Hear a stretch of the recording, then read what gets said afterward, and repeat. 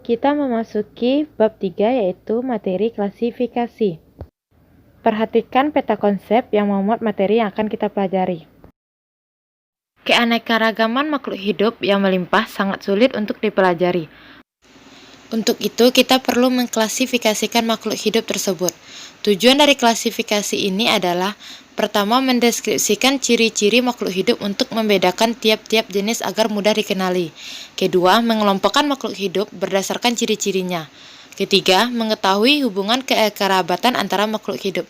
Keempat, mengetahui evolusi makhluk hidup atas dasar kekerabatannya. Selain itu, klasifikasi juga memiliki manfaat yang secara langsung dapat diterapkan bagi kepentingan manusia. Manfaat klasifikasi makhluk hidup bagi manusia sebagai berikut. Pertama, klasifikasi memudahkan kita mempelajari organisme yang beraneka ragam, contohnya mengelompokkan tumbuhan berdasarkan manfaat. Ini merupakan contoh pengelompokan tumbuhan berdasarkan kelompok tanaman yang bermanfaat bagi manusia. Nah, dari A sampai O merupakan abjad yang melambangkan tumbuhan. 3 kelompok di bawah merupakan tanaman yang telah dikelompokkan. Kelompok pertama merupakan tanaman obat, kelompok kedua tanaman hias, dan kelompok ketiga merupakan tanaman pangan. Selanjutnya yaitu perkembangan sistem klasifikasi. Saat ini diketahui terdapat 3 sistem klasifikasi makhluk hidup. Yang pertama yaitu klasifikasi buatan, yang kedua klasifikasi secara alami, yang ketiga yaitu klasifikasi sistem filogeni. Dalam kegiatan pengelompokan makhluk hidup, dapat digunakan metode dengan pendekatan sistematika yang disebut dengan kladistika. Pengelompokan makhluk hidup ini dilakukan dengan menggunakan karakter derivat yang dimiliki. Dengan menggunakan metode ini, spesies makhluk hidup ditempatkan dalam kelompok-kelompok yang disebut dengan klan. Data kladistika dapat disajikan dengan bentuk kladogram. Dalam klasifikasi terdapat yang namanya tingkatan takson. Tingkatan takson antara hewan dan tumbuhan itu sama. Namun pada hewan tingkatan tertinggi yaitu ada pada kingdom yang diikuti dengan filum. Sedangkan pada tumbuhan terdapat tingkat tertinggi yaitu adalah regnum dan diikuti dengan divisi. Selanjutnya ke bawahnya itu baik hewan maupun tumbuhan itu sama. Selanjutnya pemberian nama ilmiah. Pemberian nama ilmiah makhluk hidup dikenal dengan sebutan binomial nomenklatur, yaitu pemberian nama ilmiah makhluk hidup dengan 2 kata. Kata pertama yaitu melakukan petunjuk genus, sedangkan kata kedua merupakan petunjuk spesies. Contoh yaitu ada cacing pita yaitu bahasa latinnya Taenia saginata. Yang kata pertama Taenia petunjuk genus, sedangkan saginatanya petunjuk spesies. Contoh lainnya yaitu Allium cepa yaitu bawang merah. Allium merupakan kata petunjuk genus, sedangkan cepa itu merupakan petunjuk jenis. Ketentuan selanjutnya yaitu ada nama marga atau nama genus dan ada nama suku atau familia. Dalam mengklasifikasikan suatu jenis hewan atau tumbuhan diperlukan identifikasi, ciri-ciri khas hewan atau tumbuhan. Dengan demikian dapat ditentukan nama hewan atau tumbuhan dengan benar dan menempatkannya dalam sistem klasifikasi hewan atau tumbuhan tersebut. Untuk mempermudah pengidentifikasian, biasanya digunakan kunci determinasi atau kunci dikotom.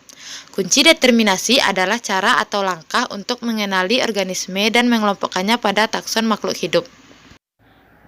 Untuk lebih jelasnya, silahkan perhatikan contoh kunci determinasi berikut.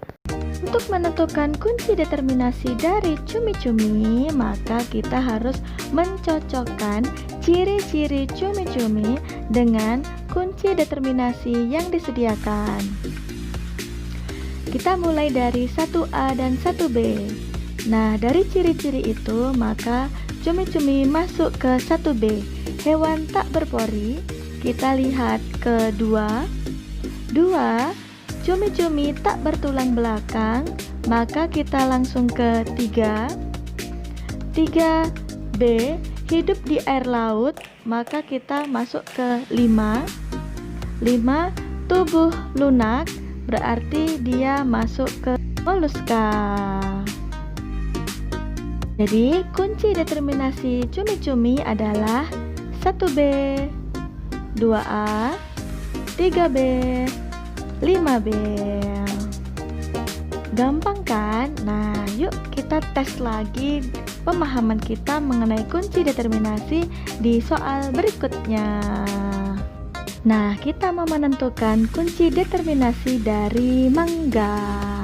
Oke. kita perhatikan ciri-ciri dari pohon mangga. Antara 1A dan 1B, maka mangga adalah tumbuhan berpembuluh 1B. Masuk ke 3, di 3, biji tertutupi bakal buah 3B ya. Masuk ke 5, 5 memiliki akar tunggang, berarti dia 5B. Nah, jadi kunci determinasi untuk mangga adalah 1B, 3B, 5B. Gampang banget kan? Yuk kita lihat soal berikutnya lagi. Nah, ini ada laba-laba. Yuk kita tentukan kunci determinasinya. Kita mulai dari 1A ya. 1A, hewan tidak memiliki ruas tulang belakang. Kita masuk ke 2. 2A, tubuh, kepala, dan dada menyatu ya. Kita masuk ke 3. 3, pada kepala terdapat 4 pasang kaki. Oke, kita masuk ke 4. Mempunyai sepasang mata besar dan beberapa mata kecil. 4B, berarti dia Arachnoidea. Berarti kunci dikotomi untuk laba-laba adalah 1A, 2A, 3B, dan 4B.